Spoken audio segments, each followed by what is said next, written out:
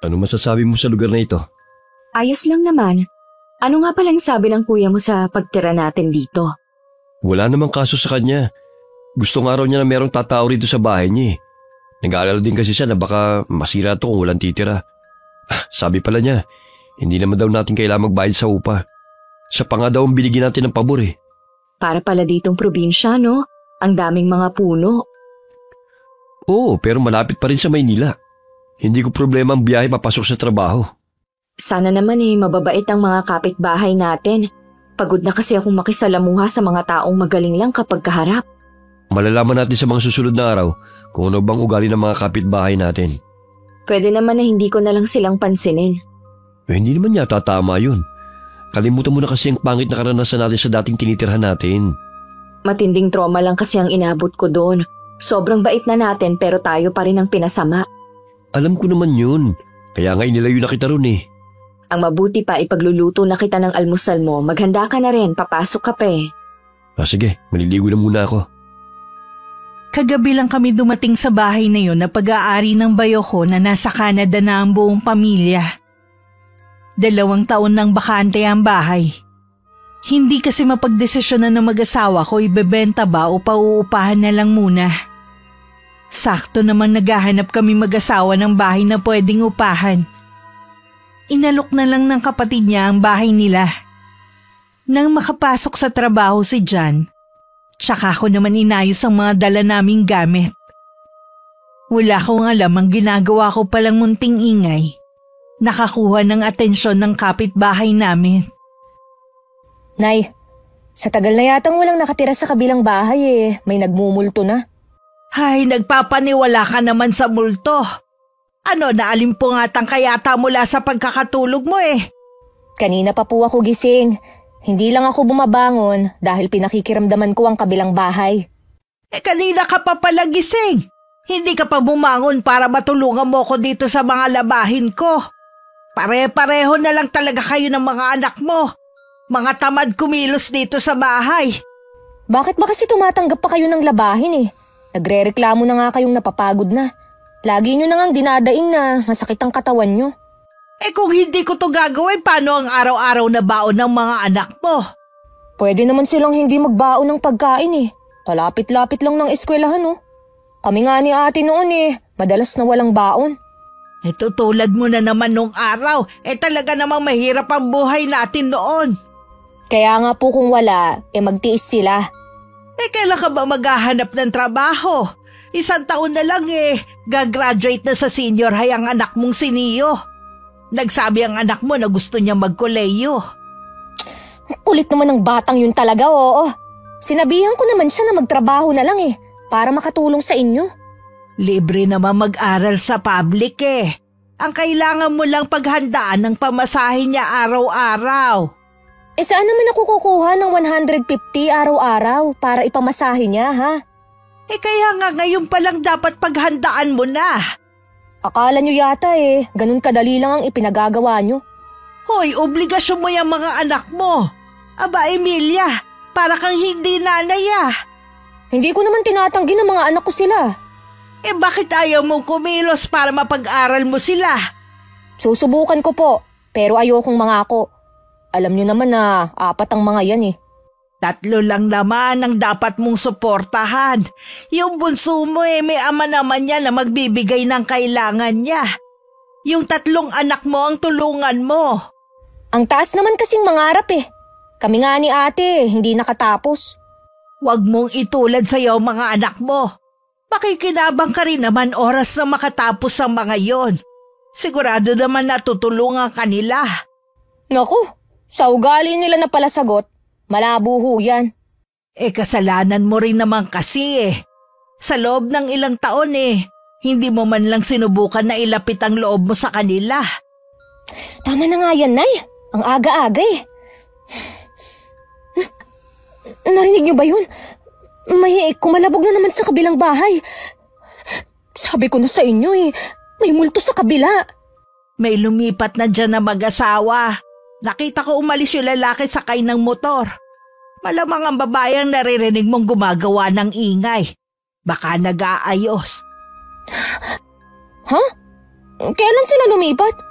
Kahapon ng umaga wala pa namang tao dyan. Hindi ko alam. Kapag lumabas ang babae, pwede mo namang tanungin. Sandali nga lang, masilip nga sa labas. Baka makita ko yung babae na tinutukoy nyo. Palaging ganun ang pag-uusap ng mag-ina tungkol sa mga anak ni Emilia. Sa kasalukuyan, may kinakasama siya at may anak sila na batang lalaki at 3 taon pa lang. Ang 3 niyang anak, iba-iba ang ama na hindi siya pinakisamahan. Sa lahat ng mga kapalpakan niya sa buhay, ang inang si Aling Sel ang lagi niyang karamay. Nakita mo ba ang bago nating kapitbahay? Hindi po lumalabas pero nasilip ko po sa may bintana yung babae. Nag-aayos nga ng mga gamit kaya maingay. Kaano-ano kaya nilang may-ari ng bahay? Baka naman po umuupa sila. Di sana may nakapaskil sa labas na pinauupahan ng bahay na yan. Malalaman po natin kapag nakausap natin sila. Matagal ding nabakante ang bahay na yan Buti may bago nang nakatira. Akala ko nga ibebenta na yan ng may-ari. Siya nga pala. Bakit hindi umuwi si Aljun kagabi? Sa bahay po ng nanay niya umuwi kagabi. May sakit po kasi. May sakit pala ang biyenan mo Bakit hindi mo man lang dalawin? Tsaka na lang po. Tinatamad po ako Baka isipin naman ng nanay ni Aljun, pumupunta ka lang sa kanila kapag may okasyon. Kapag may sakit siya hindi ka man lang dumalaw. Baka gusto rin nilang makita ang apo. Wala din po kasi akong budget hindi pa sumasahod si Aljun. Yan na nga ang sinasabi ko Kung bakit kasi ayaw mo magtrabaho. Nagpapahanap pa ho ako kay ate. Ang dami mo naman kasing naging trabaho nun pero ang bilis mong manawa.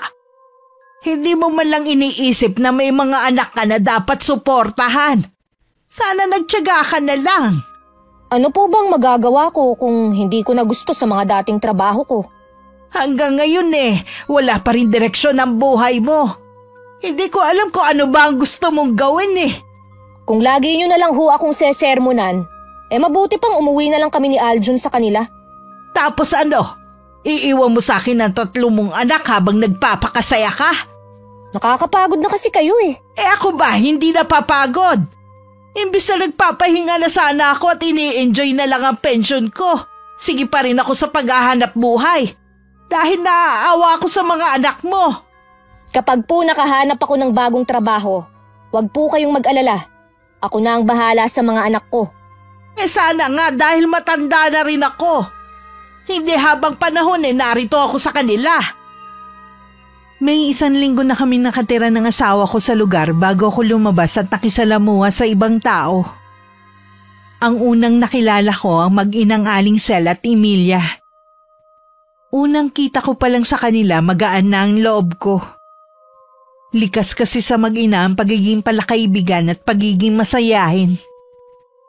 Kapag may kailangan kayong mag-asawa, huwag kayong mag-aatubili na lumapit sa amin Wala namang ibang magtutulungan kundi tayo Salamat po, Aling Sel. Kayo din po kung may kailangan kumatok lang kayo sa bahay. Siya, maiwan ko muna kayo ni Emilia. Dadalhan ko pa kasi ng pananghalian ng mga apo ko Sige po, Aling Sel. Malapit nga lang pala dito ang eskwelahan, no? Oo. Maliit lang naman ang eskwelahan dito Hanggang grade 6 lang. Yung panganay ko sa bayan na nag-aaral. Mabuti ka pa, may mga anak na. Huwag mo sanang mamasamain ang pagtatanong ko, total, tinuturing naman na kitang kaibigan Bakit nga pala wala pa kayong anak ng asawa mo? Ilang taon na kayong nagsasama? 7 taon na kaming nagsasama. Minsan na rin akong nagbuntis. Nakunan lang ako nung magwa8 buwan na ang tiyan ko. Ay, sayang naman. Bakit ka nakunan? Simula pa lang sinabihan na ako ng doktor na maselan akong magbuntis. Kahit anong pag-iingat ko nakunan pa rin ako. Ilang taon na sana ang anak niyo kung nabuhay? 4 na taon na sana. Siguro, hindi talaga para sa inyo ang sanggol na yun. Gawa na lang kayo ulit. Sana nga ganun kadali. Hindi rin naman ganun kadali na magpalaki ng anak sa panahon ngayon. Ang titigas pa ng ulo. Maswerte ka pa rin dahil nariyan lang ang nanay mo. Yung iba nga, bukod sa marami ng anak, wala pa silang katuwang. Swerte talaga ako kay nanay. Siya talaga ang nagiging sandalan ko. Ikaw ba? Nasaan ang mga magulang mo? Matagal na silang sumakabilang buhay. Mga kapatid na lang ang meron ako. Lahat kami pamilyado na. 5 nga pala kami at ako ang pangatlo sa amin.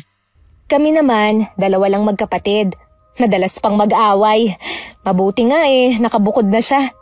Normal naman na siguro sa mga magkakapatid ang nag-aaway. Ganyan din kasi kami.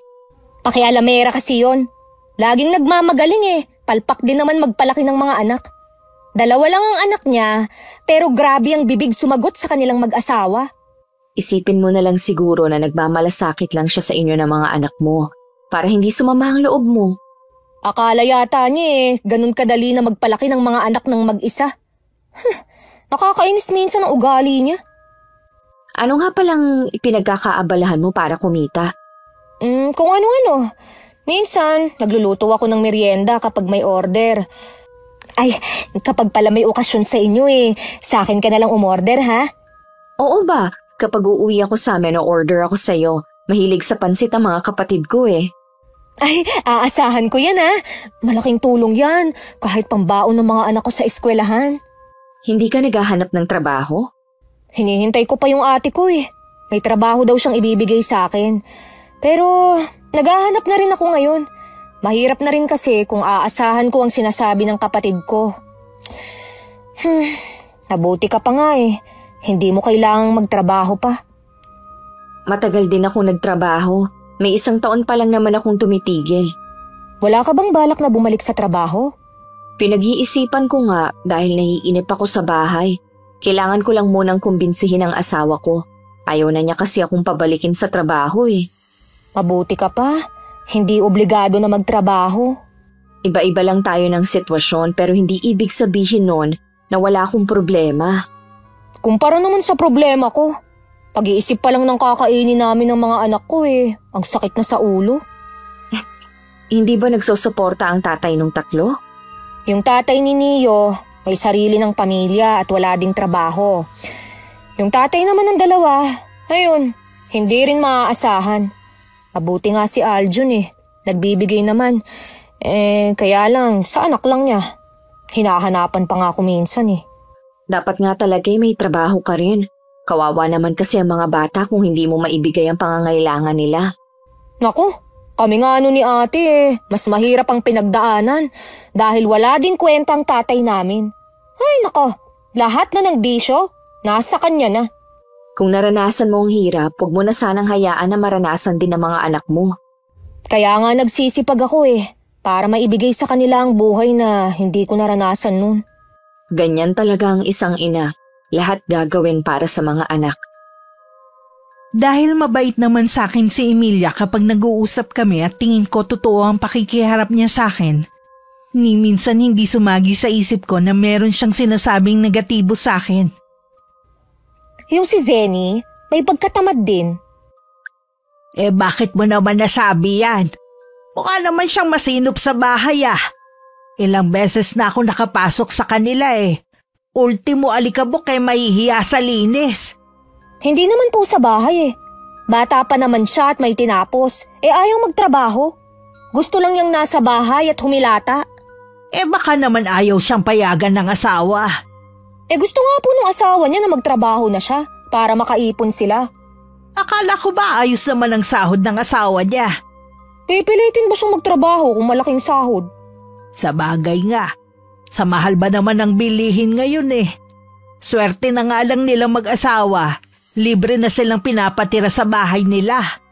Mas maganda pa rin na may sarili silang bahay kaysa makikitira. Kahit anong bait kasi ng tao, meron pa rin niyang masasabi. Hayaan na lang natin sila. Buhay naman nila yun Nasabi ko lang naman po sa inyo dahil nagkikwento siya lagi sa akin ng mga ganap niya sa buhay. Wala naman talaga akong pakialam sa kanya Siya nga pala. Inalok ko nga siya na dito na lang sa ating magpalaba Nakita ko kasi na dinadala pa niya sa laundry shop ang mga damit nila mag-asawa. Kaya pala wala akong nakikita ng mga nakasampay sa labas. Ang tamad, di ba, Nay? Dadalawa na nga lang sila hindi pa makapaglaba. O baka naman pasosyal din siya gaya ng iba. Bah, galing din naman siya sa mahirap Labas na tayo sa kung ano ang dahilan niya. Ang mahalaga naman sa akin ay pumayag siya. Dagdag kita rin yun, no? Tutulungan ko na lang po kayo sa paglalaba. Ay nako, mga apo nyo naman kasi. Hindi man lang tumulong. Mga batugan din. Wala man lang kadiska-diskarte.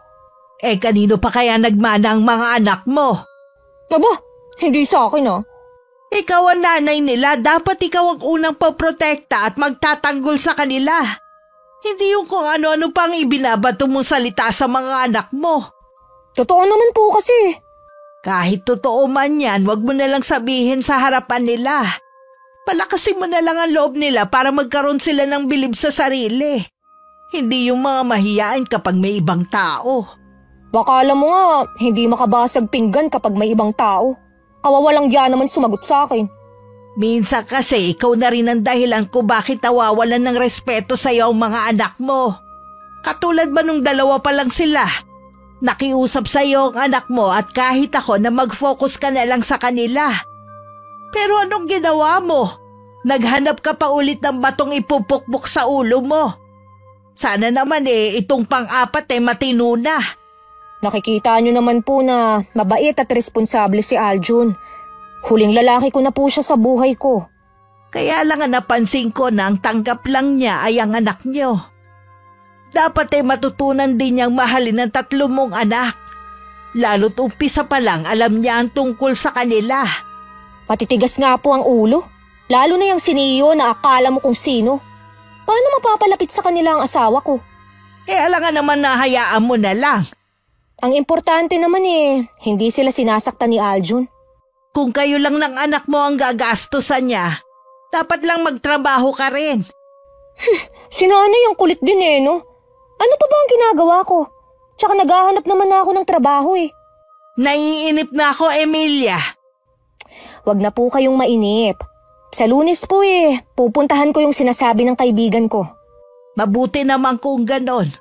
Sana naman tumagal ka na sa magiging trabaho mo.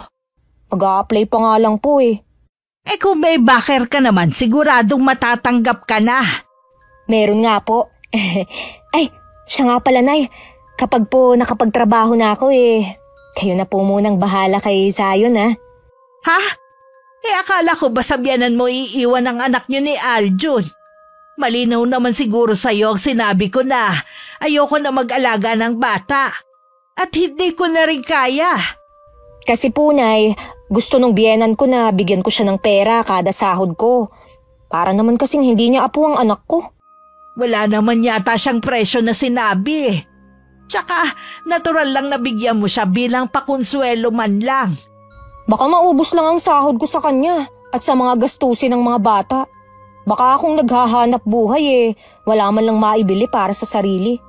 Bakit ba kailangan mo pang isipin ang sarili mo? Dapat lang naunahin mo muna ang mga kailangan ng mga anak mo. Parang tinatamad na tuloy akong magtrabaho. Aba, Emilia, kung ganyan ka rin lang mag-isip, mabuti pang bumalik na lang kayo ni Aljun sa kanila. Bago dumating ang araw ng Lunes, humiram pa sa akin si Emilia ng pera na gagamitin sa pag-a-apply sa trabaho. Dahil nakakaluwag naman ako, pinahiram ko siya. Excited din ako na makapagtrabaho siya para sa mga anak niya.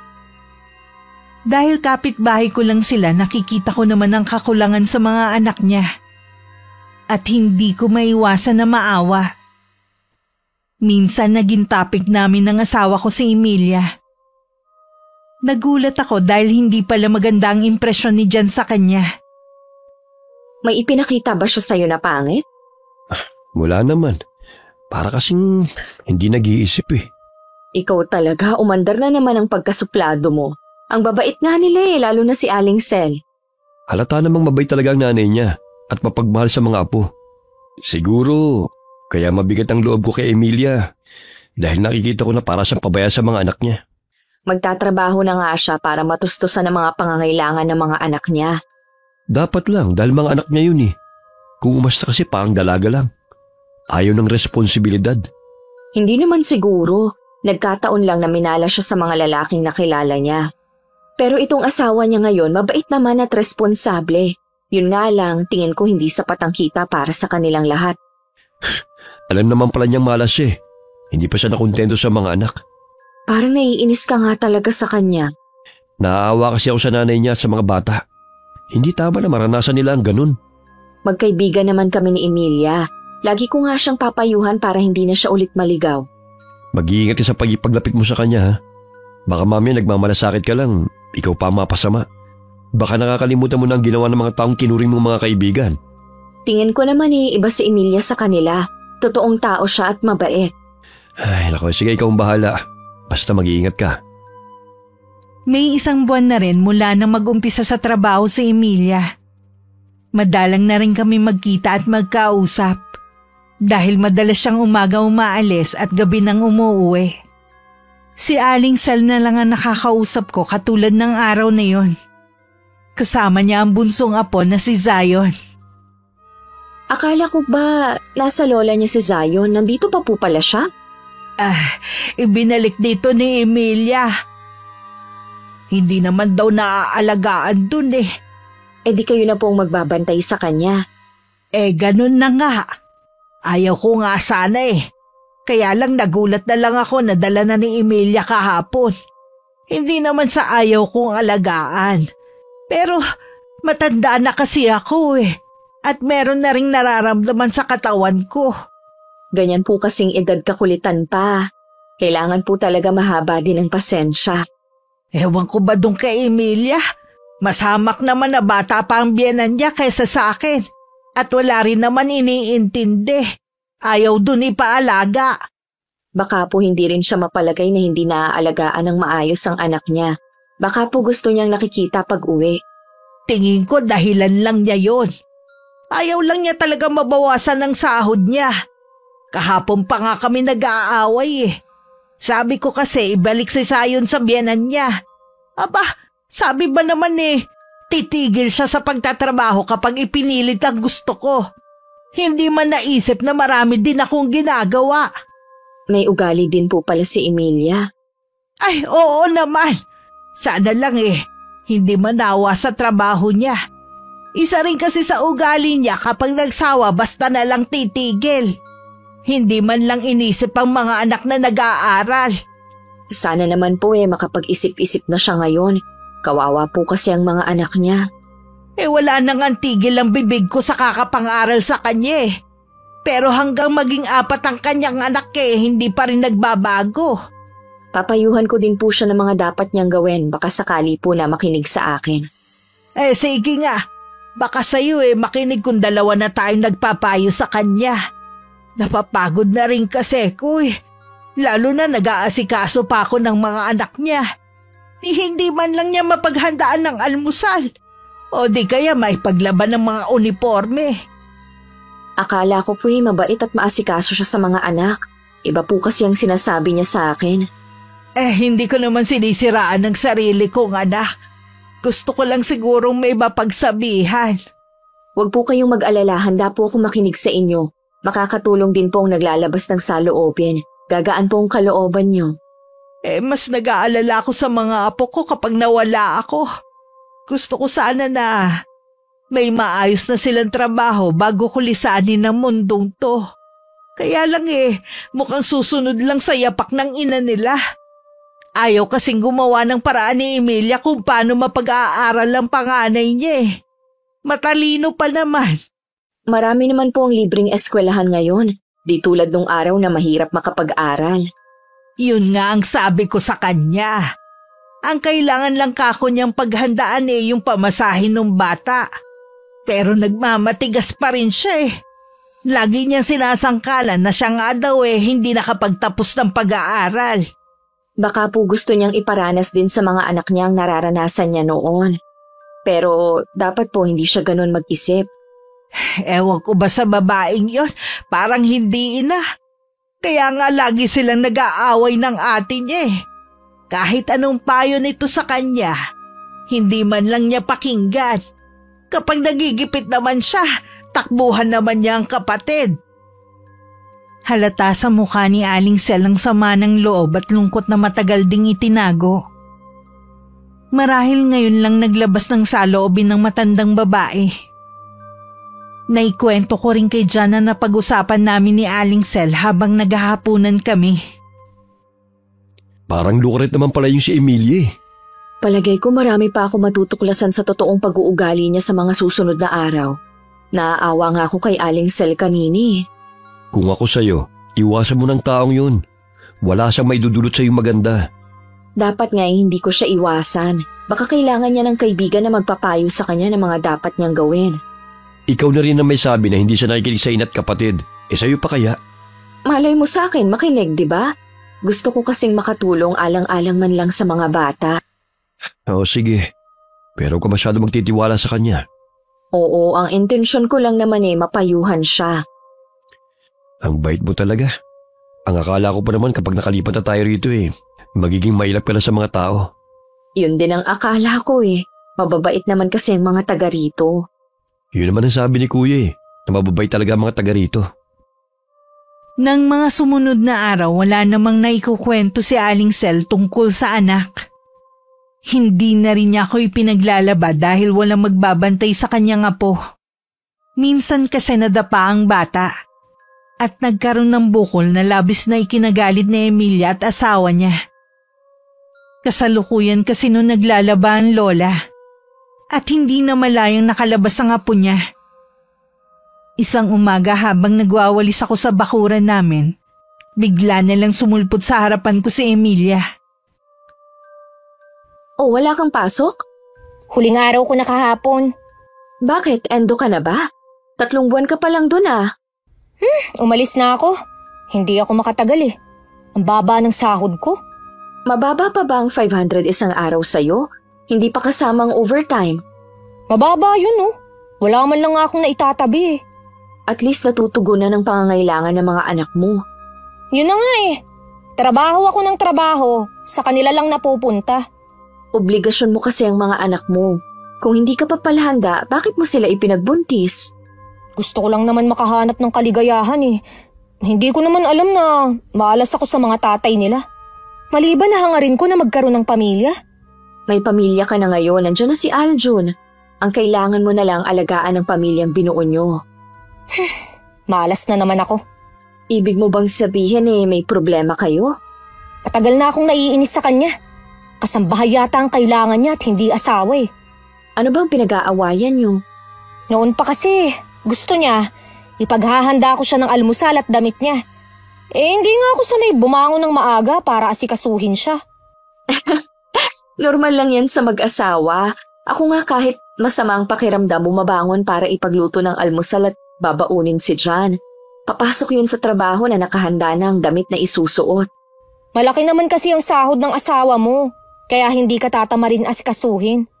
Ang pag-aasikaso sa asawa, wala yan sa laki ng sahod at kung magkano ang ibinibigay sa'yo.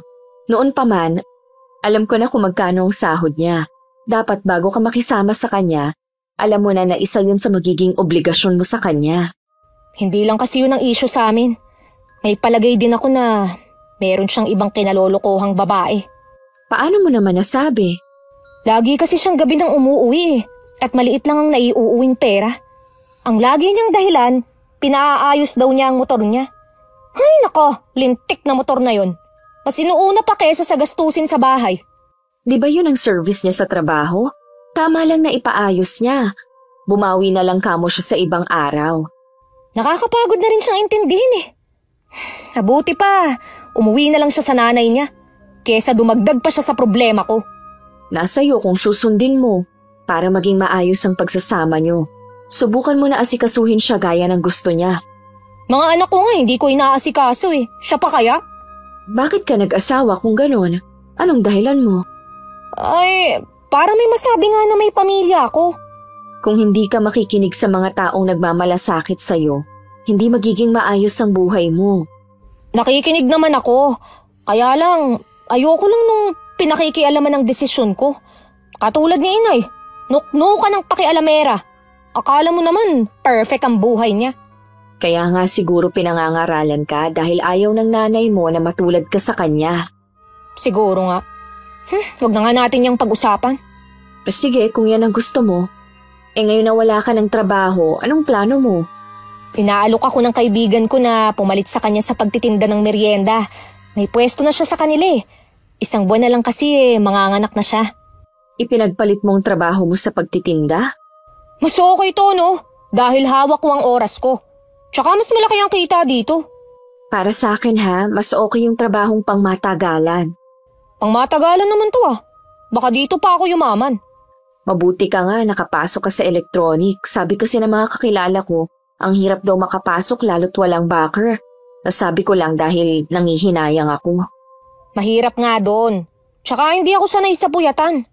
Di good luck sa pagtitinda mo. Kailan ka ba mag-uumpisa? Wala kasi akong ipon eh. Sabi ko nga sa'yo, nauubos lang sa mga anak ko. Kaya nga ako nandito para manghiram sana sa'yo eh. Huwag kang mag-alala. Ibabalik ko rin sa'yo. Kasama yung hiniram ko sa'yo nun. Tanda mo pa? Oo naman, akala ko nga nakalimutan mo na eh. Nako, hindi ako nakakalimot sa utang ko, no? Pauutangin mo ba ulit ako? Oo naman, maliit lang naman yata ang kailangan mo eh.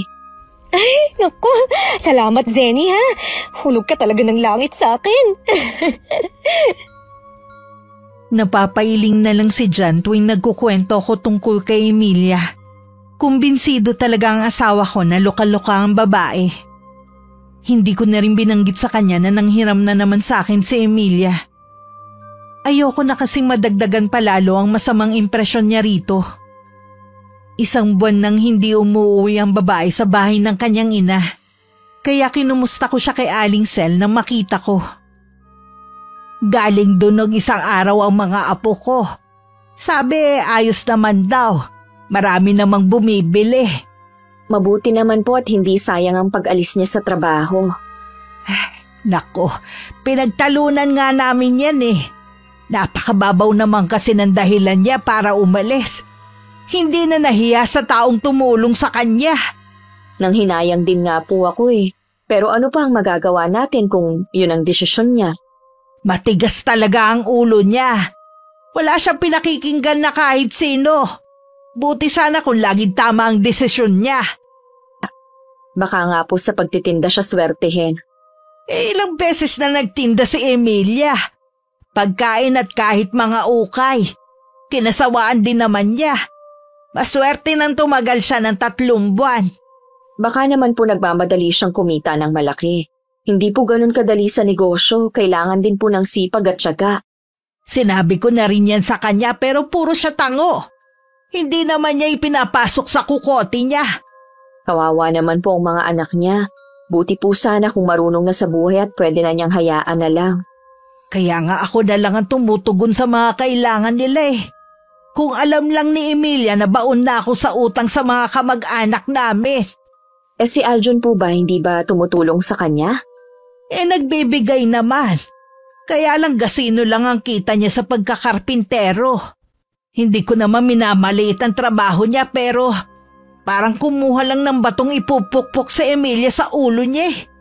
Madalas pa sila mag-away ngayon. Nabanggit nga po ni Emilia ang pag-aaway nila. Akala ko po nagbati na sila. Lalo pa kamong lumala ang away nila. Hindi ko na alam ang gagawin ko. Mabuti na rin siguro na wala na muna siya rito. Sana naman po maisip ni Emilia na nahihirapan na rin kayo. Hindi niya yun naiisip. Mabuti ka pa. Wala kang inaalala na kahit ano. Meron din naman po, hindi lang nga kasing bigat ng problema niyo. Tingin ko kay Aling Sel lalong tumanda sa totoong edad niya. Wala naman ako maisip para kahit papano gumaan ang kanyang dalahin. Hanggang makauwi ako sa bahay, iniisip ko ang naging pag-uusap namin. Para makatulong, nagbigay na lang ako ng mga delata at ulam na nasa ref namin. Halos mangiyak-ngiyak noon ng matandang babae nang iabot ko ang mga yon. Matuloy na lumipas ang mga araw. Akala ko dumadalaw lang si Emilia sa kanila nang makita ko. Buti dinalaw mo ang inay at mga anak mo. Dito na ulit ako nakatira kina inay. Ha? Paano yung negosyo mo? Ay naku, binitiwan ko na. Lugi naman ako sa mga nangungutang eh. Natakasan pa ako. Wala ka man lang naitabi kahit magkano? Wala eh. Paano kasi? Laging nandun ang mga anak ko. Puro na lang pabili ang mga alam. Maliban pa sa kinakain nilang paninda ko. Paano yan? Maghahanap ka ulit ng trabaho. Kung may mahanap. Sa ngayon, tutulong muna ako kay nanay sa paglalaban niya. Kailan ka ba magpapalaba? Sa laundry shop ko na ulit dinadala ang mga marurumi naming damit. Naaawa na kasi ako sa nanay mo eh. Tsaka mapapabayaan niya ang mga anak mo kung naglalabada siya. Sa akin mo na lang ipalaba. Tulong mo na lang sa akin. Sige, sa susunod. Konti pa lang kasi ang marumi naming damit. Salamat ha. Wala yon. Emilia, wag mo sanang mamasamain ang sasabihin ko ha. Kailan ba magkakaroon ng direksyon ng buhay mo? Hindi ka na kasi bumabata eh. Ano ang ibig mong sabihin? Palasakit lang naman ako sa'yo. Sana naman maisip mo ang mga anak mo na umaasa sa'yo. Kung ako nga hindi ko sila matiis, dapat masigit ka dahil nanay ka nila. Nabanggit nga ng inay na nagbigay ka sa amin ng pagkain. Salamat pero hindi dahilan yon para pagsabihan mo ko. Oo, may utang ako sa'yo. Huwag ka mag-alala, babayaran kita kapag nakaluwag-luwag na ako. Kailan pa yun? Lahat ng matinong trabaho inaalisan mo. Pinagsasawaan mo agad, kahit man lang sana sa mga anak mo. Sarili mo lang kasi lagi ang iniisip mo. Kung ano yung magpapasaya sa'yo. Kung makapagsalita ka, akala mo naman kilala mo na ako ng lubusan para husgahan. Hindi kita hinuhusgahan. Anong tawag mo dyan? Hindi ba yan panghuhusga? Palibasa kasi, wala ka sa sitwasyon ko kaya mo yan nasasabi. Naiintindihan naman kita kahit hindi ko pinagdaanan ng sitwasyon mo. Alam mo ba, kapag naging ina ka na, hindi na sarili mo ang prioridad mo kundi sila na. Hindi na natin dapat isaalang-alang ang sarili nating kaligayahan. Hindi man ako perpektong ina, alam ko na mabuti ako sa kanila. Hindi mo yun maiintindihan. Kasi hindi ka pa naman nakakaranas na maging ina. Kaya tigilan mo na ang pakikialam mo. Hindi ako nakakibo sa sinabing yun ni Emilia. Matagal na siyang wala pero naroon pa rin ako sa kinatatayuan ko. Ayoko sana at nalulungkot din ako. Pero minabuti ko na iwasan na lang sila. Kahit naaawa ko sa mga anak niya, hindi ko naman papayagan na basta na lang niya akong pagsalitaan ng masasakit. Nakabihis ka yata. May lakad ka ba? Maghahanap po ako ng trabaho, Nay. Meron ka na bang ina-applyan? Nagbabakasakali lang po sa pupuntahan ko. Kailangan ba talagang pulang-pulay ang labi mo at naliligo sa pabango, ha? Oo naman, Nay. Lagi naman akong ganito kapag maghahanap ng trabaho, Ikaw naman kasi may trabaho na umalis ka pa. Hindi ko alam kung anong trabahong hinahanap mo Siyempre, yung malaki ang sahod. Malaki naman ang sahod mo sa dati mong pinapasukan Wala nga pong natitira sa sahod ko. Puro na lang sa mga anak ko. Alangan naman na unahin mo lagi ang sarili mo. Kung hindi ka pala handa sa obligasyon mo sa mga anak mo, sana hindi ka nag-anak. Pwede ba, Nay? Tigilan niyo na nga ako. Tapos na yun Alam ko na nagkakalabuan na kayo ni Aljun. Baka naman imbis na ayusin mo ang relasyon yung dalawa bumaling ka na naman sa ibang lalaki. Nay naman! Ano naman ang akala niyo sa akin? Ganun kalandi? Hindi, pero kung umasta ka at magsalita para ka ng loka-loka. Alam mo ba kung ano ang sinasabi ng mga kamag-anak natin sa'yo? Para ka daw lukaret. Grabe naman sila sa akin. Hindi niyo man lang ako ipinagtanggol. Paano pa kita ipagtatanggol? Kahit ako nauubusan na ng ikakatwiran sa mga ginagawa mo. Kapag nakaahon ako, makikita nila. Wag mong sabihin, gawin mo na lang. Talaga? Kaalis na nga. Piping dasal na lang ni Aling Sel na sana mali ang kutob niya. Nung isang araw kasi narinig niyang nag-aaway ang dalawa. Pinagbibintangan ni Aljun ng anak na meron ka-chat na lalaki. Tinatanggi naman yun ni Emilia. Diyos ko, sana naman hindi totoo. Sobra na ang kahihiyang inaabot ko kay Emilia. Hindi ko alam kung may mukha pa akong ihaharap sa ibang tao. Dahil sa madalas na pag-aaway ng dalawa, minabuti na lang ni Aljun na umuwi sa kanila at tuluyan ng iwan ng kanyang mag-ina. Nakumpirma din naman ni Aling Sel na tama ang ibinibintang na manugang sa kanyang anak. Talaga bang hindi mo kayang pigilan ng kakatihan mo, ha? Puro na lang kahihiyan ang ibinibigay mo sa amin. Hindi mo man lang inisip ang mga anak mo. Ang nararamdaman nila. May babae rin naman po si Aljun Napatunayan mo ba na meron siyang babae, ha? Sabi po nung pinsan niya na kasamahan niya sa trabaho. Lagi daw silang nakikita na magkasama ng babae sa karinderya na kinakainan nila. Kung totoo man yan, sana hindi ka pa rin ng lalaki. Hindi ka sana gumante. Sinabihan na kita na wag mong ibabalik sa ibang lalaki ang atensyon mo. Hindi na rin po kami magkikita. Imbes na magpakatino ka na alang-alang sa mga anak mo, problema na naman ang hinahanap mo. Magpapakaayos na nga po ako, Nay. Balikan man ako o hindi ni Aljun, aayusin ko na po ang buhay ko. Dapat lang dahil pagod na ako sa'yo. Magpupursige na po akong maghanap ng trabaho. Dapat lang. Kailangan sarili mo na risikap dahil kahit ate mo, ayaw ka ng tulungan na makahanap ng trabaho. Ayaw man lang ni ate na tulungan akong makabangon. Siya nga, tinutulungan ko rin dati. Nahihiya na kasi ang ate mo na lumapit sa mga kakilala niya para tulungan ka. Dahil ang bilis mo manawa sa trabaho. Kita mo nga yung pagtitinda mo ng merienda. Tumagal ka ba? Diba pinaliwanag ko na po sa inyo ang dahilan ko? Tsaka ang dami ko na pong kalaban na nagtitinda rin doon. Sana kasi 1,000 beses ka muna nag-isip bago ka umalis sa dati mong pinapasukan. Pangako po, Nay. Babawi ako sa inyo kapag nakahanap na ako ng trabaho. Bumawi ka sa mga anak mo. Iparanas mo naman sa kanila ang maginhawang buhay.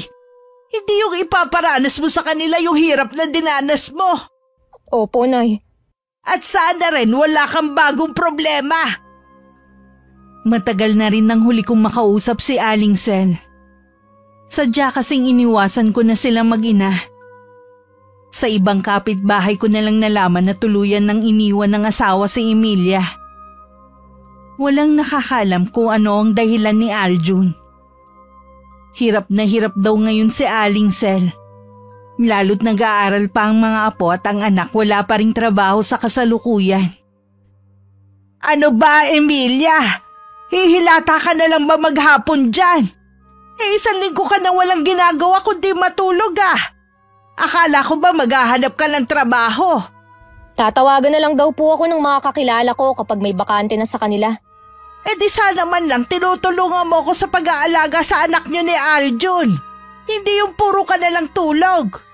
Iyak naman po kasi kapag nandito lang sa kwarto Bakit kasi kailangan mong ikulong dito?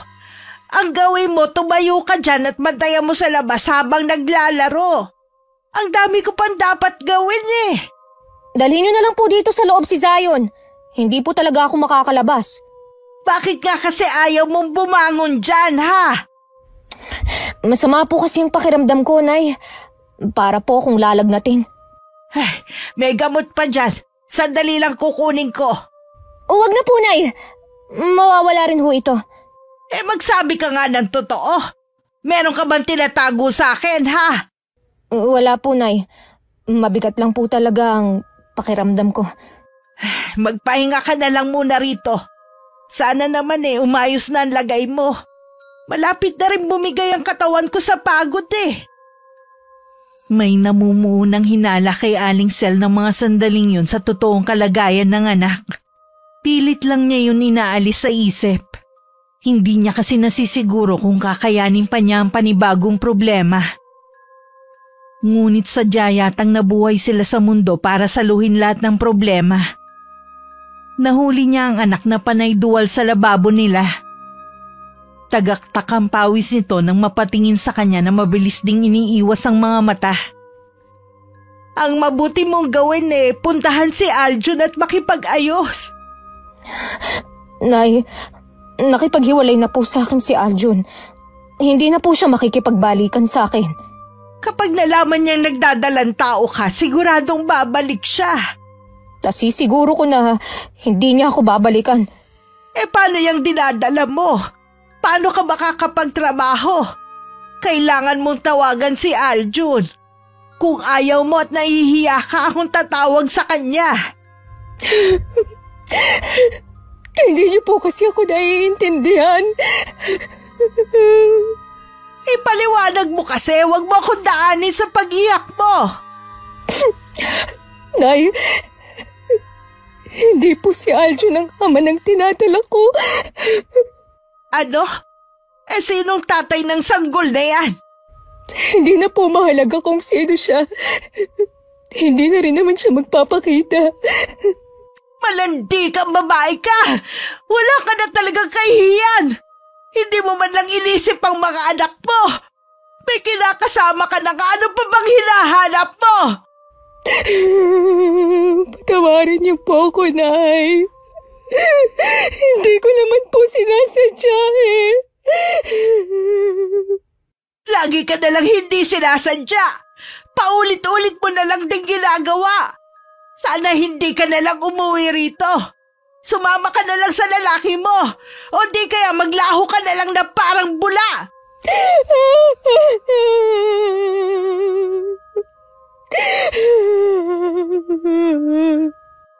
Hindi na nga ako magkataugaga sa pag-aalaga at pagbuhay sa mga anak mo. Magdadagdag ka na naman. Matanda ka na para malaman ang tama at mali. Bakit pa gusto mo lagi na lang paulit-ulit na nagkakamali, ha? Ano ba, Emilia? Nasa tamang pag-iisip ka pa ba? Patawarin niyo po ako, Nay. Ayoko na. Nakakapagod ka ng unawain. Sa pagkakataong ito, bahala ka na sa buhay mo. Wala ka nang aasahan pa sa akin. Nay! Huwag po, Nay! Hindi ko po kakayanin to! Wala na akong pakialam sa'yo. Mula ngayon, suluhin mo yung problema mo. Nay! Nay! Patawarin niyo po ako, Nay!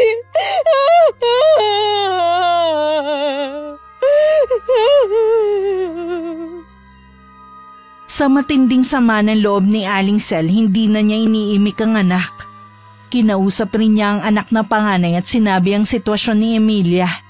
Kahit ang ate niya labis na nadismaya at nagalit dahil sa ginawa ng kapatid. Nakikiusap ang ina na kung pwede dun muna ang anak para mailayo sa mga tao. Pero isang umaga hindi na nagisna na matandang babae ang anak. Aling Sel! Aling Sel! O Senny, ikaw pala. May kailangan ka ba? Dinalhan ko po kayo ng mga gulay, tanim po yan ng kapatid ko. Galing po kasi kami ni John sa kanila kahapon. Marami naman po kaming naiuwi kaya dinalhan ko na kayo. Salamat ha. Lagi na lang ikaw ang nagbibigay sa amin. Ako naman po ang nakakaluwag kaya ako na lang po ang magbibigay. Nandyan po ba si Emilia? Wala siya. Ilang araw na siyang hindi umuwi rito eh. May trabaho na po ba siya? Wala, iha. Hindi ko nga alam kung nasan siya ngayon eh. Labis na nga ako nag-aalala. Tinawagan niyo na po ba ang mga kakilala ni Emilia? Ano pong sabi ni Aljun? Wala nang pakialam sa kanya si Aljun. Normal lang po sa mag-asawang mag-away. Pasasaan po magbabati rin sila. Malabo na magkabati sila. Ang gusto ko na lang makita si Emilia. Nag-away po ba kayo? Oo. Nakapagsalita ako ng hindi maganda sa kanya dala ng matinding galit ko. Ipagdasal na lang po natin na sana nasa mabuti pong kalagayan si Emilia at sana maisipan na niyang umuwi. Sana maalala niya ang mga anak niya. Kahit hindi siya naging mabuting ina, mahal pa rin siya ng mga anak niya. Hinahanap pa rin nila siya. Ipablatter po kaya natin ang pagkawala niya sa barangay. Baka sakali pong makatulong sa mabilis na paghahanap sa kanya. Humingi na ako sa mga kamag-anak namin ng tulong para lumapit sa barangay. Malaking kaabalahan lang daw yun. Katwiran nila natutong umalis ang anak ko. Matuto daw siyang bumalik mag-isa. Ang problema nga po, baka may masamang nangyari sa kanya kaya hindi pa umuuwi. Hindi ko na alam ang gagawin ko, Senny. Bakit po ba pakiramdam ko hindi nagmamalasakit ang mga kamag-anak ninyo kay Emilia? Sa dami kasi ng ginawa ni Emilia, hindi ko rin sila masisi. Huwag na po kayo masyadong mag-isip, baka makasama pa sa inyong kalusugan. Pakiramdam ko pinaparusahan ako ng Diyos sa dami ng problemang dumarating sa pamilya ko. Huwag niyo pong sabihin yan, pagsubok lang po ito sa inyo. Lumapit lang po kayo sa kanya. Masusumpungan niyo din ang solusyon sa mga problema niyo. Mabuti ka pa. Napaka-positibong mag-isip. Kapag kailangan niyo ng tulong, nandito lang po ako. Alam kong may mabigat na dahilan kung bakit umalis si Emilia sa bahay nila. Sa mga anak at sa nanay niya ako naaawa. Parang gusto ko na rin mainis sa babae dahil sa pagiging makasarili nito. Ngayon ko lang napagtanto na may dahilan naman pala ang ibang taga ron para iwasan siya. Kahit hindi ko sila kaano-ano, apektado pa rin ako sa problema nila. Kanina pa kumukulo ang tubig ah. Nandiyan ka lang naman. Hindi mo ba naririnig? Pasensya na hindi ko na malayan. Sige ako na magsasalin.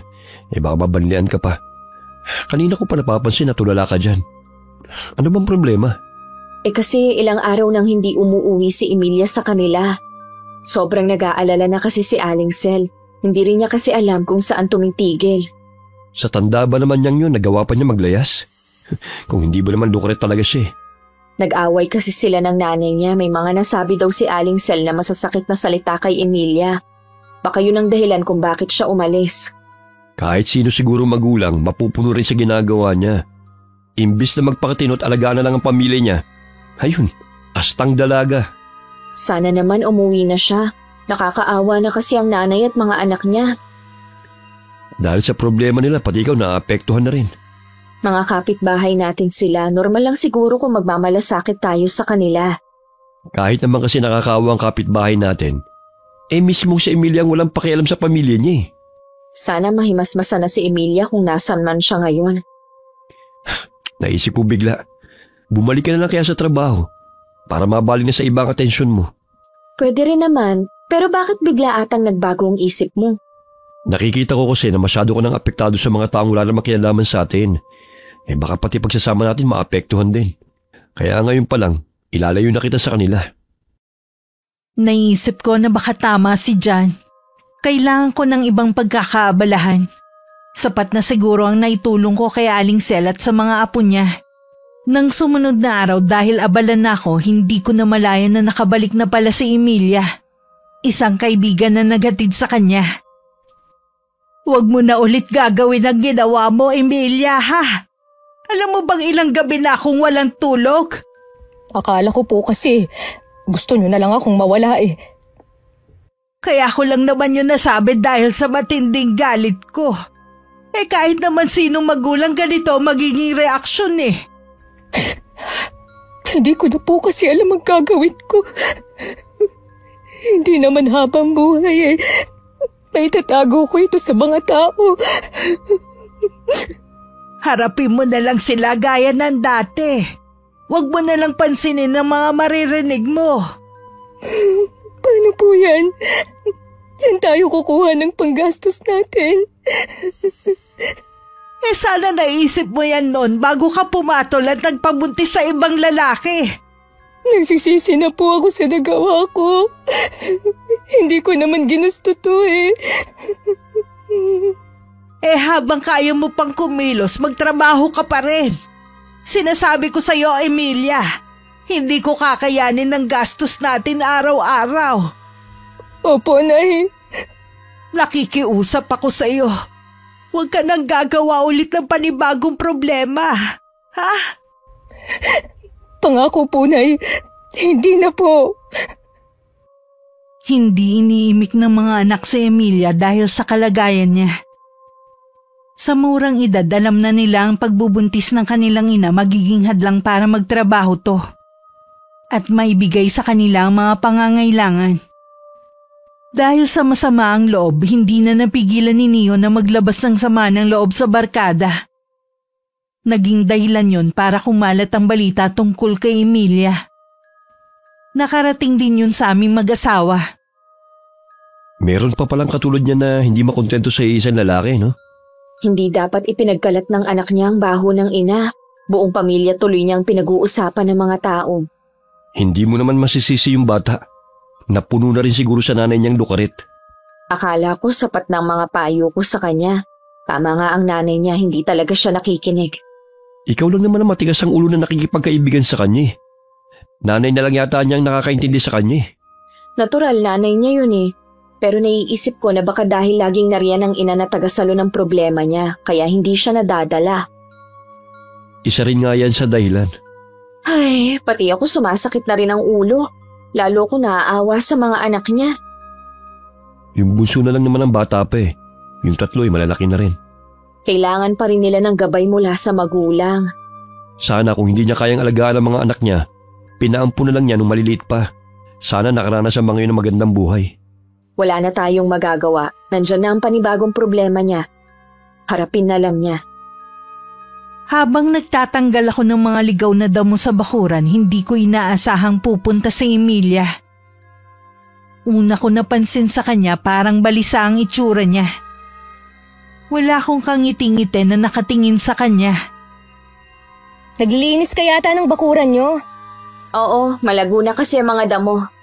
Baka meron diyang tawa-tawa. Akin na lang ah. Wala akong napansin eh, puro ligaw na damo lang ang nandito. Ano bang gagawin mo? Kahapon pa kasi nilalagnat si Zion eh. Ipapainom ko sana ang pinaglagaan ng tawa-tawa.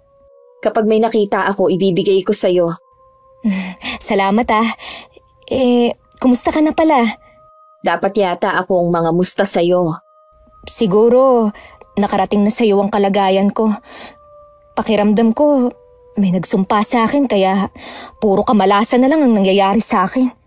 Ang mga nangyayari sa'yo, bunga yan ng mga maling desisyon mo sa buhay. Tsaka yung sinasabi mo na sumpa, hindi yan totoo. Nakontento ka na lang sana sa kung anong meron ka. Gusto ko lang naman maging masaya eh. Pero heto, kamalasan pa rin ang dumating. Subukan mo na mga anak mo muna ang unahin mo kaysa sa sariling kaligayahan. Baka swertehin ka na. Tingin mo talaga sa akin makasarili, no? Hindi lang ako, halos lahat ng mga tao dito. Wala naman silang ambag sa buhay ko, kaya wala akong pakialam sa kanila. Ganun na nga ang gawin mo, wag mo na lang silang pansinin. Marahil nararamdaman ni Emilia ang malamig kong pakikitungo, nagpaalam na siyang uuwi. Dahil sa malimit na pag-aaway nila mag-ina, hindi na umuwi sa kanila si Neo. Nabalitaan na lang namin na nasangkot sa aksidente ang binatilyo. At maaaring hindi na makalakad pang muli. Bakit ang apo ko pa? Bakit? Wala na po tayong magagawa. Nangyari na eh. Yan lang ba ang sasabihin mo, ha? Ano po ang gusto niyong sabihin ko? Masakit din po sa akin ang nangyari. Nagpapakatatag lang po ako. Masama ang loob niya sa'yo. Kaya ayaw niyang umuwi rito para makita ka. Nakaganti na rin naman siya dahil ipinagkalat niya ang tungkol sa sitwasyon ko. Tama lang yan sa'yo. Gusto mo ikaw lang ang laging iintindihin. Maniwala man kayo o hindi, nasasaktan din po ako sa nangyari kay Neo. Tingin ko pa sa'yo natutuwa ka pa. Siguro iniisip mo na nakaganti ka na sa anak mo dahil sa ginawa niya. Hindi ko po iniisip na makaganti sa mga anak ko, kahit mga bastos silang sumagot sa akin. Siya nga pala, nagkausap kami ni Aljun. Gusto niyang kunin si Zion. Ano? Hindi po maaari yan. Pumayag ka na. Dahil hindi mo naman kayang alagaan ang anak niyo. Anong gusto mo? Ako pa rin ang mag-aalaga, ha? Hindi ka na talaga naawa sa akin. Hindi ko po kayang mawala sa akin si Zion. Dito lang po siya, Nay. Sige, pero ikaw ang mag-alaga sa kanya. Huwag mo nang iasa sa akin. Bakit pa pakiramdam ko? Iba ang trato niyo kay Zion kesa sa tatlo niyong apo. Ganyan pa ba ang sasabihin mo, ha? May gana ka pa talagang maghinanakit. Nakikita ko po kasi ang hindi niyo pantay na pagtrato. Mahal ko lahat ng apo ko. Kaya nga lang hindi ko na kayang mag-alaga kay Zion. Talaga bang ganyang kakitid ang utak mo? Pasensya na, Nay. Ang dami ko na kasing iniisip eh. Tingin mo sa akin walang iniisip? Kung alam mo lang, para na akong nauupos na kandila sa dami ng problema natin. Sana naman magbago ka na. Madalas kong makita si Aljun na pumupunta sa bahay ni na Aling Sel. Marahil para dalawin ng anak. Mula nang maaksidente ang apo, 1 beses pa lang ako nakakadalaw. Pinagbawalan na kasi ko ni John. Okay na raw ang 1 beses na pagpapakita ko sa kanila. Sinisilip mo na naman ba ang kapitbahay natin? Oo, madalas kong makita na dumadalaw si Aljun sa kanila. Malamang dinadalawang anak. Dapat kinukuha na lang niya ang anak niya kaysa madamay sa hirap ng pamilya. Yun nga sana, kaso wala naman tayong pakialam sa desisyon nila. Baka naman kapag wala ako, suwiin mo ako Hindi kahit nasa trabaho ka, hindi ako napunta sa kanila. Nagmamalasakit lang ako sa iyo at saka si Kuya. Mabuti nga nabanggit ko sa kanya. Dinabalaan pa kita. Tama nga talaga ako. Wala sa tamang pag-iisip yang si Emilia. Parang ang baliwala sa kanya ang nangyari sa anak niya. Paano galit siya rito? Dahil nalaman ng mga taong sikreto niya. Ganyan ba mga kaibigan ang gusto mo? Sa totoo lang, mas masahol pa siya sa mga tao dun sa dati nating tinirhan. Ay, sa mga susunod na araw naman busy na ako. Wala na akong oras kahit makisimpat siya sa kanila dahil malapit na akong magkatrabaho. Sa Lunes na ako mag-uumpisa sa trabaho. Kahit papano, excited na ako. Habang nag-aayos ng mga gamit, isang katokan narinig ko. Tumigil muna ako sa ginagawa ko. Baka kasi ang parcel ko na ang dumating. Pero ganun na lang ang gulat ko na mapagbuksan si Emilia. Sana hindi ako nakakaabala sa'yo. Hindi naman, tuloy ka. May kailangan ka ba? Hindi ka na kasi dumadalaw sa bahay eh. Tinatanong ka nga ni Inay eh. Busy lang ako lalo't sa Lunes na ang umpisa ng trabaho ko. Talaga? Buti ka pa. Baka may bakante pa. Pwede mo ba akong ipasok? Ha? Seryoso ka ba? Oo naman. Bakit parang natatawa ka? Kung hindi ka sana buntis, bakit hindi? Kaya lang bawal kasi doon ang buntis. May medical kasi bago makapasok. Ang higpit naman sa inyo. Kailangan ko na kasi ng trabaho eh. May mga gamot kasing bibilhin at pagkain pa namin. Dapat nga, nung 1 linggo pa ako babalik para sa check-up ko eh. Ni pamasahe, wala ako. Nakita ko nga pala si Aljun, hindi man lang ba siya nagbibigay ng tulong? Nagbibigay naman para lang kay Zion. Magkano lang naman yun? Bakit hindi mo muna ibigay sa kanya si Zion? Gusto nga niyang kunin, pero hindi ko ibinibigay. Pababayaan lang naman nila doon ng bata eh. Kahit naman kasi nasa inyo, mapapabayaan pa din. Lalo na na-aksidente pa si Neo tapos buntis ka. Paano kapag nanganak ka na? Kaya naman namin yan ni Nanay. Hindi ka ba naaawa sa nanay mo? Puro na nga siya daing eh. Wala naman kasi akong ibang maaasahan eh. Alam mo, ikaw ang may problema eh. May asawa ka at maraming anak, pumapatol ka pa sa iba. Sana maisip mo na magkakasakit ka at pwede ka ring makarma. Nangyari na to. Hindi na natin maibabalik ang nakaraan. Huwag mo na akong sisihin pa. Para kang mga kamag-anak namin eh. Kahit ano yatang payo sa'yo, hindi mo pakikinggan. Kung gano'n naman pala, bakit ka pa nakikipag-usap sa akin? Ang yabang mo naman. Porke magkakatrabaho ka na. Napagod na kasi akong magpayo sa'yo eh. Kailangan kasi tulungan mo rin ang sarili mo para makabangon. Kaya lang sa nakikita ko sa'yo, wala sa isip mong magbago. Nangako ako kay Inay na magbabago na ako. Sana nga totoo na yan dahil siya ang kawawa. Kung matinong lalaki lang sana ang natatagpuan ko, hindi ganito ang buhay ko. Matino naman si Aljun ah. Sana nagtulungan na lang kayo kung paano maiaangat ang pamumuhay nyo. Hindi yun matino. May ibang babae din yun. Siya nga ang dahilan kung bakit nagawa kong manlalaki. Lagi ba naman niya akong inaaway? Di sana hiniwalayan mo na lang at mga anak mo na lang ang inintindi mo. Oo nga eh.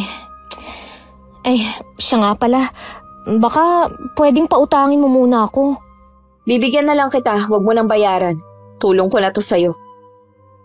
May mga tao talagang kahit anong tulong ang gawin kapag may hindi nagustuhan na marinig mula sa'yo. Nababaliwala ang lahat ng pabor na ibinigay mo. Katulad na lamang ni Emilia. Iba na naman ang sinabi sa kanyang ina. Saan ka galing? Sa kapitbahay po natin. Kina Zenny. Akala ko ba naiinis ka sa kanya? Alam niyo naman po ko, marunong makisama sa tao. Sabi nga, walang masamang tinapay sa akin. Huwag ka na kasing pumunta sa kanila. Naglalakad lang kasi ako sa labas nang tawagin niya ako. Ano naman ang napag-usapan ninyo? Ngayon, ipinagyayabang niya po na may trabaho na siya. Samantalang ako, habang buhay na lang dito sa bahay. Bakit ba kailangan pa niyang sabihin sa'yo? Alam naman niya ang sitwasyon mo eh. Iba po talaga ang ugali ng babaeng yun. Tingin niya sa sarili niya ang taas-taas. Nakikitira lang naman din sila. Sasabihan ko ang babaeng yun kapag nakita ko. Hayaan niyo na lang po, Nay. Basta tayo, maganda ang pakikitungo sa kanya. Bahala na siya kung ayaw niyang tumanaw ng utang na loob. Siya nga pala. Nagkausap kami ni Aljun. Kung hindi mo raw ibibigay ang anak niyo, mapipilitan daw siyang lumapit sa kapitan nila. Kung ayaw mo raw mabulgar ang baho mo, makipagkasundo ka na lang daw sa kanya. Bakit ba ang kulit niya? Sinabi na ngang hindi ko ibibigay sa kanya si Zion eh. Sa tingin ko ang nanay niya may gustong kunin ng bata. Paano kapag nasa kanila na ang apo nila? Sa kanya syempre mapupunta ang sahod ni Aljun. Akala yata niya hindi ko alam ang naglalaro sa utak niya. Malay mo naman mahal nila ang bata kaya gusto nilang kunin. Huwag po kayong papayag, Nay. Dito lang si Zion. Kapag lumapit yun sa kapitan, siguradong ipapatawag ka para mapag-usapan ng tungkol sa bata. Matatalo po sila. Alam naman nila na hanggang 7 taon ng bata dapat nasa nanay. Ang kaso nga nangaliwa ka. Kitang-kita na ang pruweba. Yang paglaki ng tiyan mo. Marami din ang nakakaalam sa mga taga rito. Paano mo yung malulusutan? Kainis kasi si Neo Siya ang may kasalanan nito. Huwag mo nang sisihin ang anak mo. Alam mo nagawa lang niya yun dahil sa sama ng loob Nahihirapan na ang anak mo. Huwag mo nang dagdagan ng bigat sa dibdib niya. Mas lalo po kasing lumaki ang problema natin dahil sa ginawa niya. Hindi sana aabot sa ganito kung sa umpisa pa lang nagpakatino ka na.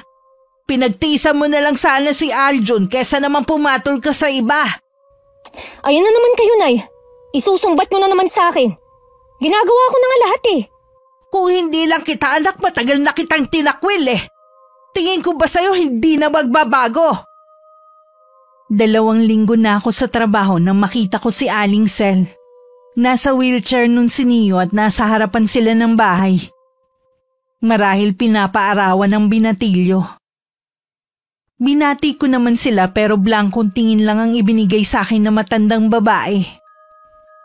Kumusta na po si Neo? Hindi ko alam kung kailan siya makakalakad. Mahabang gamutan kasi ang kailangan at may therapy pa. Hindi naman namin alam kung saan kami kukuha ng panggastos. Lumapit na po ba kayo sa DSWD o sa mga politiko? Alam ko po kasi pwede ka lumapit sa kanila. Lumapit na sa kanila si Emilia. Kumusta na po pala si Emilia? Nakapagpa-check up na po ba siya? Bakit ba kailangan mo pang tanungin? Wala ka naman pakialam kung nagpapa-check up na siya. Huwag naman po kayong magalit, nagtatanong lang naman po ako. Nanghiram po kasi siya sa akin ng pera, binigyan ko na lang bilang tulong. Walang binabanggit sa akin si Emilia na binigyan mo siya. Huwag ka nga sinungaling. Ang sinabi lang niya nagyayabang ka dahil may trabaho ka na. Hindi ko po alam kung anong sinabi niya sa inyo pero hindi po ako sinungaling, lalo na ang magyabang. Sa tingin mo kaya maniniwala ako sa'yo, ha? Mabuti pa huwag ka na lang lalapit kay Emilia. Binibigyan mo lang siya ng alalahanin. Ang ganda ng pakisama namin sa'yo tapos pakikitaan mo siya ng masamang ugali. Sobra naman po yata kayong magsalita.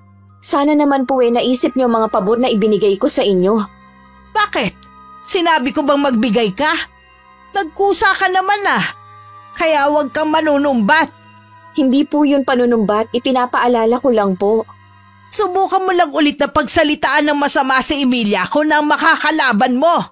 Senny, nandiyan ka lang pala. Kanina pa kita hinahanap Pumasok ka muna sandali. Sige, papasok na ako. Naging mabuti po akong kapitbahay. Alam ng Diyos yan. Sana naman po tigilan na ni Emilia ang paninira sa akin. Hindi ko na hinintay na sumagot pa si Aling Sel. Mabilis na akong tumalikod at pumasok sa loob ng bahay. Nang nasa loob na ako, hindi ko na napigilan ng mapaiyak.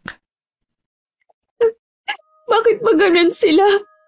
Parang baliwala sa kanila mga ginawa kong kabutihan. Narinig kong lahat ng napag-usapan niyo. Sinabi ko naman sa iyo kung anong ugali ng pamilyang yan, di ba? Ayaw mo kasi makinig sa akin Ngayon alam ko na. Tuluyan ko na silang iiwasan. Puro tulong na nga ang binigay mo sa kanila. Sisiraan ka pa ng lukarit niyang anak. Wala talaga sa tamang pag-iisip. Palibasa may kasama ng inggit sa iyo.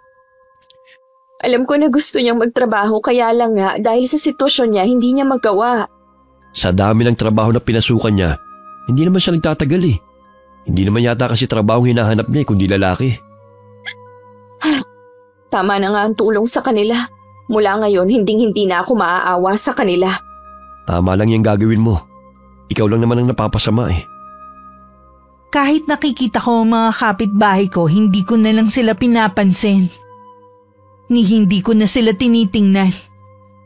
Iniwasan ko na rin na makarinig ng balita tungkol sa kanila. Lingid sa akin, mas may matindi pang pagdadaanan si Emilia. Bakit ba namamanas ka yata? Mataba lang po ako, Nay. Ang lakas ko kasing kumain Kailan ba ulit ang check-up mo? Dapat nga po bukas. Hindi pa po ako nababayaran sa upa sa paglalaba ko.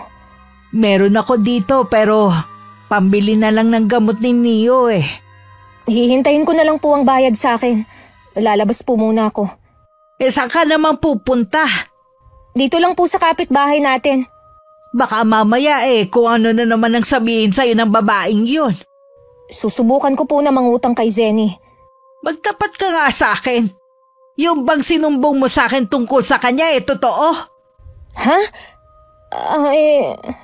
Alam mo bang pinagsalitaan ko si Zenny ng masasakit na salita ha? Sinabi ko naman sa inyo na hayaan nyo na lang siya Bakit kailangan mo siraan sa akin yung tao na nakakatulong sa'yo? Sa atin! Huwag mo sabihin na naiinggit ka sa kanya. Sorry, Nay. Hindi ko naman sinasadya Wala ka na ba talagang gagawing matino ha? Pero isyo ka na sa ibang tao Tapos uutangan mo pa.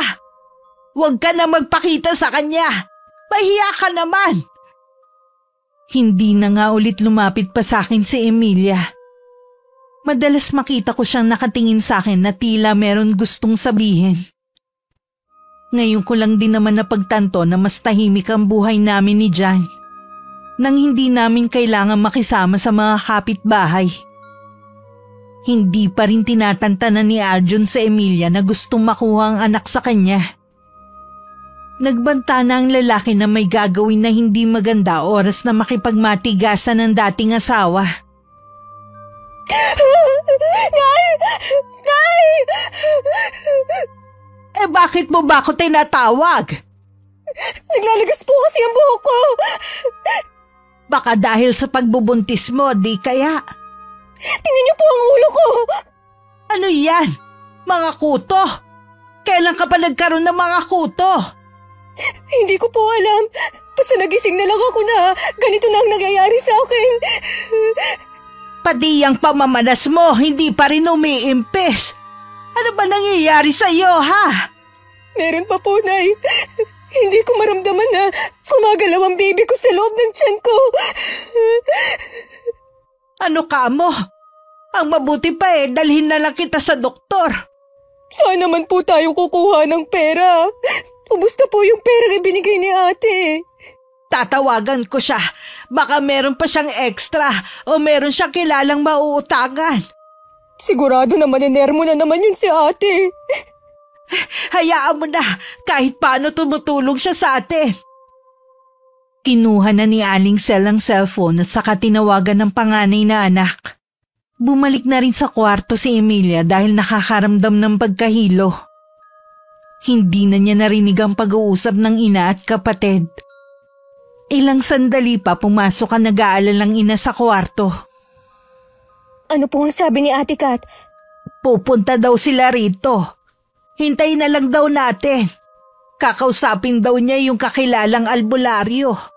Bakit may albularyo? Ikinuwento ko kasi sa ate mo ang nangyayari sa iyo eh. Baka daw nakukulam ka. Isa raw sa sintomas ng kulam ay ang paglalagas ng buhok. Sino naman po kaya ang gagawa nito sa akin? Hindi kaya si Aljun.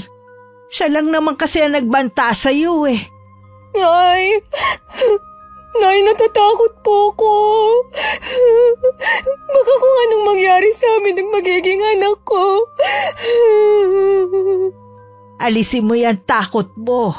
Mas lalo yung makakasama sa sanggol. Hindi ko po maiwasan eh.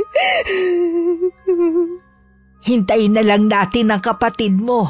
Malalaman natin kung si Aljun ba ang nagpapakulam sa'yo. Gabi na nang dumating ang kapatid at albularyong sinasabi nito. Nakumpirma nga na may kumukulam kay Emilia. Dahil nagdadalang tao, hindi mapainom ng manggagamot ng dalang lang isang babae.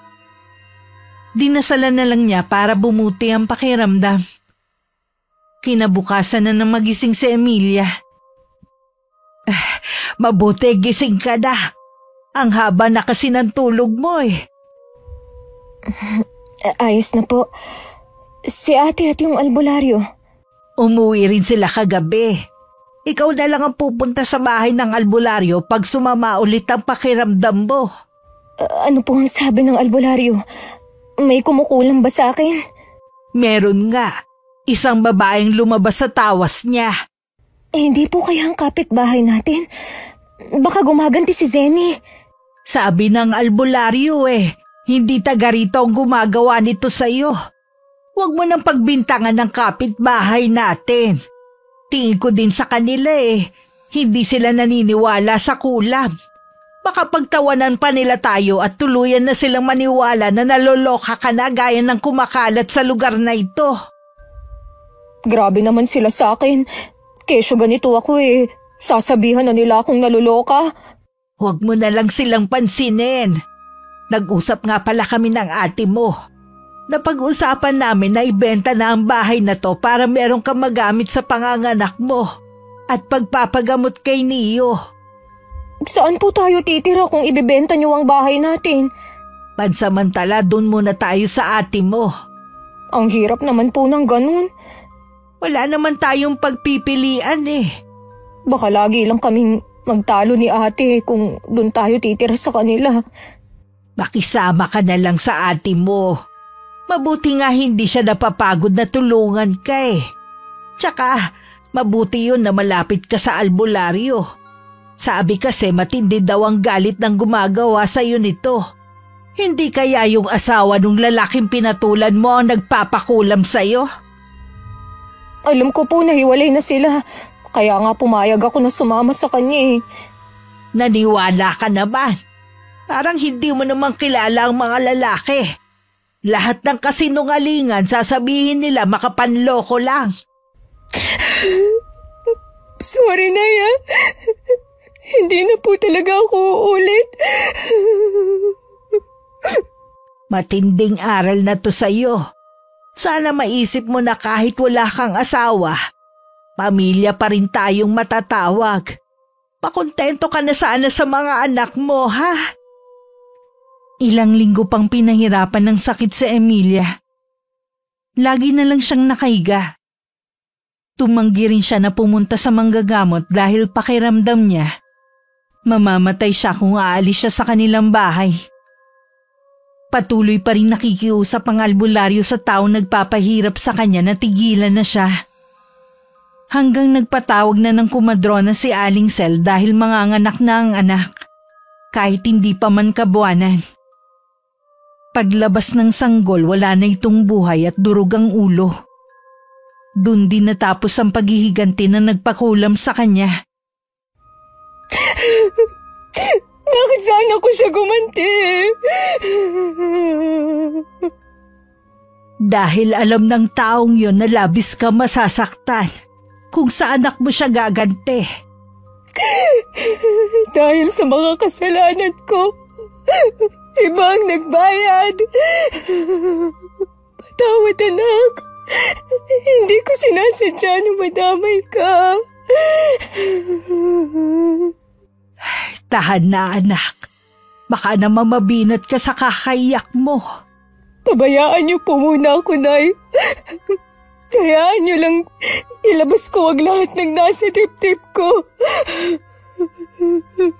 O sige, ipagluluto lang kita ng pagkain, ha? Kailangan mo kasi magpalakas. Alalahanin mo, nariyan pa ang iba mong anak. Nalaman ko na nakunan nga daw si Emilia. Matinding pagpipigil sa sarili ang ginawa ko para puntahan siya. Nangako kasi ko na lalayo na sa kanila. Ipinagdasal ko na lang na sana malampasan niya ang mga pagsubok sa kanilang buhay. Matulin na lumipas ang 1 buwan. Nakita ko na lang na iba na ang nakatira sa bahay ni na Aling Sel. Sabi ng bagong nakatira, ibinenta na sa kanila ang bahay na yun. At walang nakakaalam kung saan lumipat ang pamilya. Wakas. Okay, shoutout po tayo. Shoutout kay Lola Lourdes Abong. Hello po sa inyo, Lola. Hi kay Marie Dizon ng Quezon City. Shoutout sa San Juan family and Brosula family from Bicol at kay Mama Virgilia Brosula. Ingat po kayo lagi.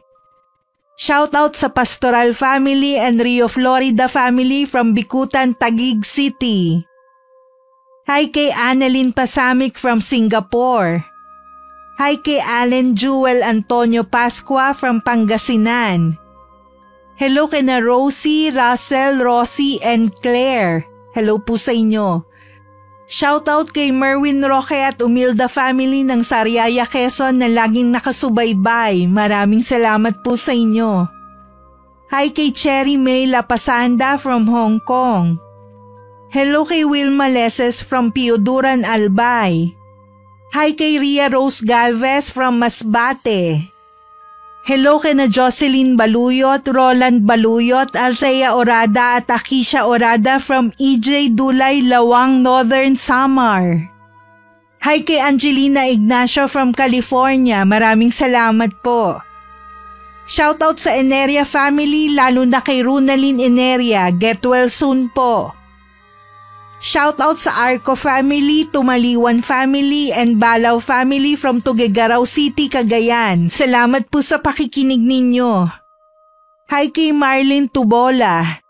Hi kay Connie Rayoso Calcada. Hello kay Inang Ausa from San Narciso, Quezon. Hi kay Manuel Arenque from Palmera, Caloocan City. Shoutout sa Demelites family. Hi kay Jepoy from Marikina City. Hello kay na Beth Royo at Jasmine na laging nakikinig. Salamat po. Hi kay Raquel Hasigawa. Hello kay na Mr. and Mrs. Danny and Alona Aricheta from Quezon City. Advance happy birthday kay Aaron Ativo from Angeles, Pampanga. Shoutout kay na Jennifer Mangilinan, Romel Tablan, Romila Austria, Irene De Los Santos. Hello po sa inyo. Shoutout sa Tilan family from Surigao del Norte. Hello sa solid abangers na sina Ate Auring, Minda, Mary Ann, Kath, Ruth, Kuya Dennis at Poging J ng Amira Boxes Handicraft. Salamat po sa inyo. Hi kina Arniel, Jonel, John Reed Arcos from Kabatuan, Iloilo, mga solid abangers din ni Miss Gwen. Hello kay I Love Traveled. Shoutout kay Maria Tess Nape at sa Nape family from Las Piñas. Shoutout sa Valdez family and Platero family from Tanawan, Batangas at kay Renren Ventura. Hi kay Malusuklan ng Cuenca, Batangas na nasa Riyadh, Saudi Arabia ngayon.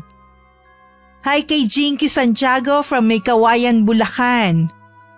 Hello kay Lia Risa Abdul from Muscat, Oman. Hi kay Elizabeth Dungka from Pampanga. And shout out sa mga senior citizen ng Pampanga. Hello po sa inyong lahat. Maraming salamat po sa pagsuporta nyo at pakikinig. Hanggang sa susunod, ingat, God bless.